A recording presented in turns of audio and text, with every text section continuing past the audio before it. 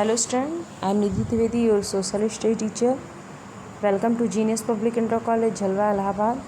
Hello बच्चों, मैं आपकी social study teacher Nidhi Dwivedi. आपका Genius Public Inter College site में स्वागत है। Today we will cover lesson 3 civics roles and function of a government next part. बेटा जो हम लोगों ने फंक्शन और रोल्स पढ़े थे गवर्नमेंट के तीसरा चैप्टर का, आज उसके हम आगे का भाग पढ़ेंगे। ठीक है, आगे के भाग में हम जानेंगे।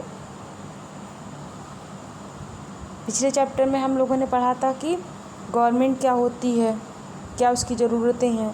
हाँ, गवर्नमेंट का अर्थ क्या है, उसकी ज़रूरत क्या है। साथ ही साथ पढ़े थे कि वो जनता के लिए क्या क्या कार्य करती है। हाँ, उसके लेवल कौन से हैं, मतलब गवर्नमेंट कितने भागों में डिवाइड है।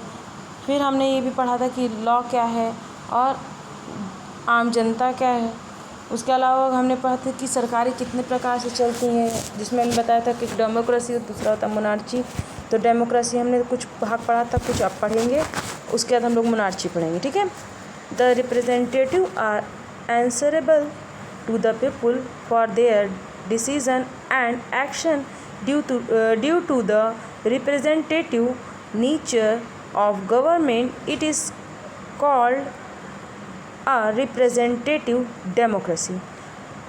हमारा जो रिप्रेजेंटेटिव चुना जाता है, जिसको हमने सबसे ज़्यादा वोट दिया है, वो सरकार बनाए है, उसकी बाई मेजॉरिटी के साथ वो गवर्नमेंट में आया। फिर भी इसके बाद भी वो अपना मनमानी काम नहीं कर सकता। वो जो भी काम करेगा वो उसके प्रति उत्तरदायी होगा, मतलब उसको जनता को उत्तर देना पड़ेगा कि उसने ऐसा क्यों किया। मान लीजिए कोई नया कानून लाता है तो उसको जनता को समझाना पड़ेगा कि हमने ये कानून इसलिए लाया कि आपकी भलाई के लिए। ठीक है, ऐसा नहीं कोई भी नियम अपने फ़ायदे के ला दे कि अब प्रधानमंत्री हम बन गए तो हम अपनी सैलरी 4 गुना कर दे रहे हैं ताकि हम 5 साल में खूब पैसे कमा लें। ऐसा भी नहीं हो सकता। ये कह दे कि अब जो प्रधानमंत्री रहेगा वो अब हमेशा के लिए प्रधानमंत्री बन गए, ऐसा भी नहीं है। वो चुना जाता है पर उसके भी पावर लिमिटेड हैं। और अगर वो कोई नया काम करता है, कोई भी नया काम, तो उसको उसके जनता के को उत्तर देना पड़ता है कि वो उसने ऐसा क्यों किया। ठीक है, यही इसी कहते हैं रिप्रेजेंटेटिव डेमोक्रेसी। ठीक है, अब आते हैं मोनार्ची में। इन अ मोनार्ची अ किंग और a queen monarch hold the power to make decisions and enforce them. The monarch may consult a group of people to discuss matter। अब देखिए मोनार्ची में जो क्या होता है, जो एक राजा या रानी होती है। ठीक है, या राजा पावरफुल होगा या रानी, जो भी बनेंगे, जैसे कुछ देश हैं अभी भी। अब उसमें क्या होता है कि पूरा जो डिसीज़न लेने का पावर जो भी शासन कर रहा हो, चाहे वो राजा हो चाहे रानी हो, उसके पास पूरा पावर होती है कि वो कोई भी नियम कानून बना सकती है, उसको जनता को फॉलो करने के लिए बाध्य कर सकती है। पर जो मोनार्च होता है, जो राजतंत्र का जो भी शासक होता है, वो जनता के एक ग्रुप से, एक समूह से डिस्कशन करता है कि हम नया चीज़ लाने वाले हैं। वो बताता है, ज़रूरी नहीं है कि वो अगर जनता उससे एग्री नहीं है तो वो उसको वापस कर भी सकता है। अगर उसको लगा नहीं जनता खुश नहीं होगी या जनता को बहुत ज़्यादा प्रॉब्लम होगी तो वो अपने लिए हुए डिसीज़न को वापस ले भी सकता है और नहीं भी ले सकता। अगर उसको लगा नहीं हमारे हिसाब से सही है तो सही है। मतलब वो कोई भी नया कानून या नया डिसीज़न ला सकता है, उसके लिए उसको किसी को उत्तरदायी नहीं, किसी के प्रति वो उत्तरदायी नहीं होता है। ठीक है। Also the monarch does not stand accountable to the people for their discussion and action। मैंने बताया ना कि इसके लिए वो किसी के लिए उत्तरदायी नहीं होता कि जनता से बोले हमने ऐसा किया क्योंकि ऐसा करना था। नहीं, जो उसने कह दिया सो कह दिया। जैसे हम नॉर्थ कोरिया में देखते हैं। नॉर्थ कोरिया में क्या है, जो डिसीज़न एक बार ले लिया गया सो ले लिया गया। अब उसमें जनता की भलाई है तो ठीक है, नहीं भलाई तो कोई बात ही नहीं। उसमें जनता अपना डिसीज़न नहीं शामिल कर सकती है, या ये नहीं कह सकती कि नहीं आप हमारे द्वारा सेलेक्ट किए गए हो, हम इस बात को नहीं मानेंगे। मोनार्ची में ये होता है। Universal adult franchise. अब यूनिवर्सल एडल्ट फ्रेंचाइज क्या है, इसको पढ़ेंगे। Democracy is a form of government where the people elect their representatives by voting in the election. The elected representative then makes and enforce law on behalf of all the citizen of country.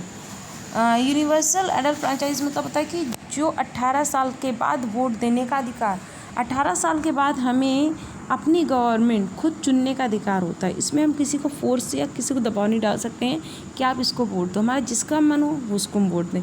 तो जो जनता होती है उसके पास ये power आ जाती है, वो चाहे अपना प्रतिनिधि चुन सके। और जो भी व्यक्ति चुना जाता है जनता के द्वारा, जिसको सबसे ज़्यादा वोट मिलते हैं, वो जनता के प्रतिनिधि करती है, जनता के आधार पर ये जनता की बातों को मान कर ही जनता की भलाई के बारे में सोचते हुए कार्य करती है। However, a government cannot call itself a democracy if it does not provide the right to vote to all the citizens who are 18 years of age or above in the country. The right to vote that all adult citizens of country hold called universal adult franchise। आप देखिए जैसे government है, हाँ, जैसे जो democracy government है उसने सभी को क्या, ऐसा नहीं है कि कुछ ही लोगों को वोट देने का अधिकार दिया। अगर आप 18 साल के हो या 18 साल से ज़्यादा मतलब आप 18 साल के हो गए, उसके बाद आप कभी भी किसी को भी वोट दे सकते हो। आपको कोई भी रोक नहीं सकता है वोट देने से, अगर आप 18 साल या उससे ऊपर के हो। तो यही जो पावर है, यही जो राइट्स से अधिकार है, इसी को यूनिवर्सल एडल्ट फ्रेंचाइज कहते हैं। ठीक है। In India it was long struggle to provide all citizen of country the right to elect their representatives during the British rule. The British discouraged the participation of Indians in the governance of a country. Only the men with wealth were allowed to participate in election, whereas women and the poor and the people who had no poverty were not allowed to cast their vote. Then Indian attained independence and right to vote was extended to all section of the society। देखिए हमारा जी vote देने का अधिकार 18 साल के बाद का, ये हमें बहुत स्ट्रगल के बाद मिला, मतलब बहुत कठिनाइयों उसके बाद मिला है। ऐसा नहीं कि आसानी से हमें मिल गया। ब्रिटिश काल में क्या होता था, ब्रिटिश काल में ब्रिटिश इसको कभी बढ़ावा ही नहीं दिए, हाँ, कि सभी जनता के सभी लोग वोट दें। वो लोग क्या काम करते थे, जनता के कुछ ही जो पैसे वाले लोग थे या जो उनके चमचे हुआ करते थे, उन्हीं को वोट देने का अधिकार था। साथ ही साथ महिलाएं वोट नहीं दे सकती थी, गरीब लोग वोट नहीं दे सकते थे, निर्धन जिनके पास ज़मीन वमीन नहीं है, जो मज़दूर हैं दूसरे के यहाँ, वो भी वोट नहीं दे सकते थे। पर जैसे ही हमारे देश को क्या आज़ादी मिली, वैसे ही हमें वोट देने का भी अधिकार मिल गया। सबको नहीं, जो 18 साल का पार कर गया है उन्हीं को हमारे देश में वोट देने का अधिकार मिला। तो इस चैप्टर में हम लोगों ने ये सीखा कि गवर्नमेंट क्या है, उसकी क्या उसके कार्य हैं, क्या उसकी भूमिका है, कितने टाइप की गवर्नमेंट होती है, उसको जनता के लिए क्या कार्य करना पड़ता है, वो कैसे चुनी जाती है, ठीक है, नियम और कानून क्यों ज़रूरी हैं, और गवर्नमेंट कितने टाइप की होती है, कौन सी गवर्नमेंट अच्छी होती है, मतलब अगर डेमोक्रेसी ज़्यादा अच्छी है, मोनार्ची, ये भी हमें पता चला। हमें वोट देने का अधिकार है या नहीं है, या किस एज में, इस चैप्टर में हमने वो अध्ययन किया। और वोट देने को अधिकार किसको है, डेमोक्रेसी में क्या हमें पता चला कि वोट देने का अधिकार सबको है, अगर वो 18 साल क्रॉस कर चुका है तो। ठीक है बेटा।